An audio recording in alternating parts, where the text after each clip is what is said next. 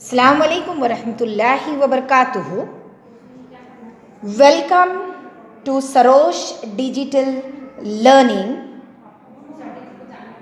Today we are going to start with the lesson number 10, the expansion of the Maratha power, standard 7th history subject. We will begin with this lesson.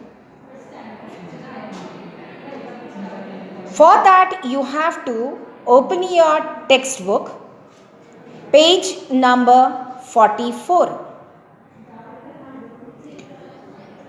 The first paragraph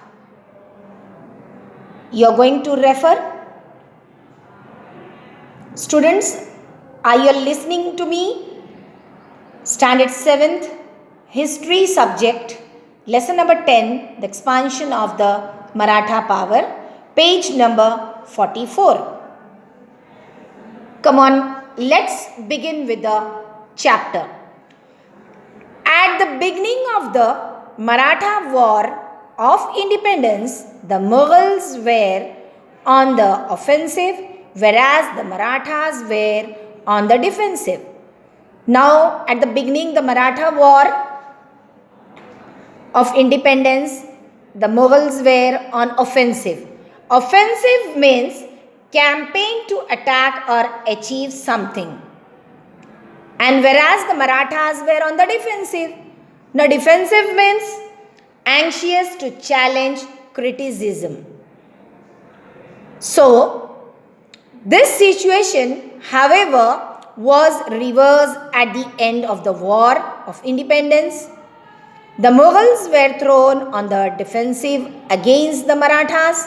In the latter half of the 18th century, the Marathas subdued the Mughals and extended the Maratha power to cover practically the whole of India. That means, in the latter half of 18th century, Mughals, they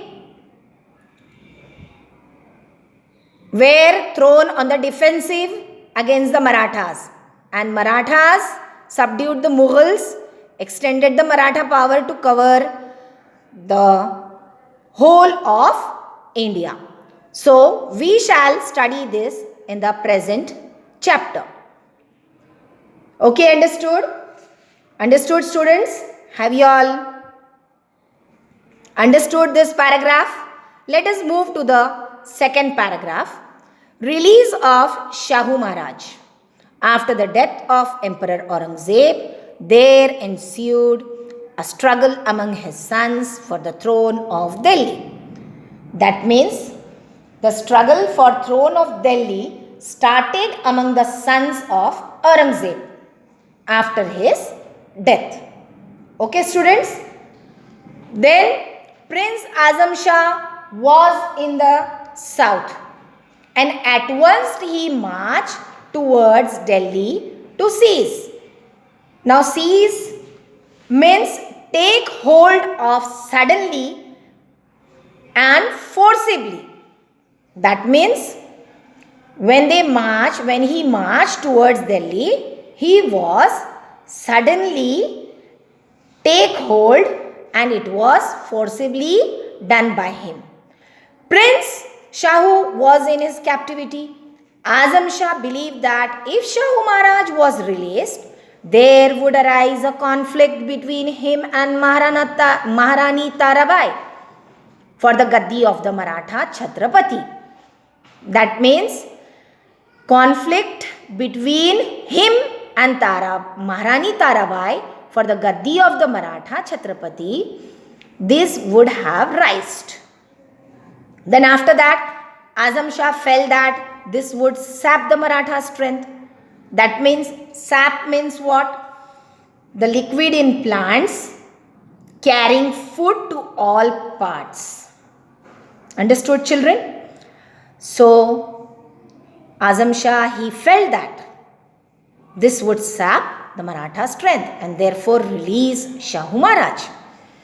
Next comes, that is, coronation of Shahu Maharaj. Immediately after his release, Shahu Maharaj marched towards Maharashtra. And along with Shahu Maharaj, some Maratha Sardars were joined, but Maharani Tarabai did not accept his claim to the throne. Understood, children? The armies of Shahu Maharaj and Maharani Tarabai fought a battle at Khed on the bank of the Bhima. Shahu Maharaj won the battle. Lastly, who won the battle? Shahu Maharaj won the battle. He captured Satara. He got himself crowned. Satara became the capital of the Maratha kingdom. Then, what happened? In Maharashtra, two places, that is Satara. One of that is Satara. Satara became the capital of the Maratha kingdom. And for a while, the mutual opposition between Maharani Tarabai and Shahu Maharaj continued. Okay, understood, students? Maharani Tarabai proclaimed her minor son Shivaji II as the Chhatrapati at Panhala in 1710 Christ era, and this gave rise to an independent Maratha kingdom at Kolhapur besides the one at Satara. So, there were two Maratha kingdoms, that is Satara and Kolhapur. Understood, children? Next comes towards the Shahu Maharaj's life. So, Shahu Maharaj's life was spent in the Mughal camps, and he knew finger points of the Mughal and North Indian politics, strength and weaknesses of the Mughals. So, the weaknesses and the strength he knew very well. Also, he was acquainted with the influential people in the Mughal court. All these factors helped in deciding the new direction of Maratha politics in the changing circumstances. So, Shahu Maharaj's life was spent in Mughal camps, and he was knowing that how he had seen Mughal politics from close quarters. Understood, children? We will just move towards the next para. Aurangzeb's successors had given up his policies of destroying the Maratha power, and so the Marathas adopted a new policy. Instead of fighting with the Mughal power, they decided to protect it and expand their own empire in that role. They believed that restoring an old temple is as good as building a new one. So these Marathas, what they adopted? They adopted a new policy. And lastly, the Mughal power faced the threat of the Irani and Afghani invaders from the northwest, and also of the local Pathan, local Rajput, Jat and Rohilas rulers. The internal competition and tussle in the court had also weakened the Mughal power. Due to all these, the Delhi court needed the help of the Marathas. Due to this, what happened? Delhi court needed the help of the Marathas.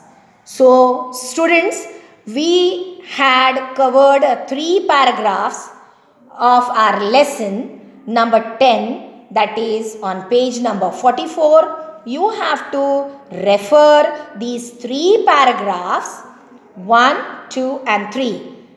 Means the introduction, then the second para is the release of Shahu Maharaj, and the third is coronation of Shahu Maharaj. You have to refer this textbook, and you have to do the homework which I will be giving you today, and you will be sending me this homework before 5 p.m. so that I can easily give you all internal marks which has to be given. Okay, students, I'll trying to understand me, what I am trying to say? So in your homework book, you will be doing the objective types questions which is given on the page number 44. You will search into it and try to send this homework by 5 p.m. So thank you children. You might be enjoying the explanation which I had given you today of lesson number 10, and we had covered almost 3 paragraphs. So thank you children, and I hope so inshallah you will be sending me the homework today itself. Yes students? Okay, so have a nice day. Thank you for today's session.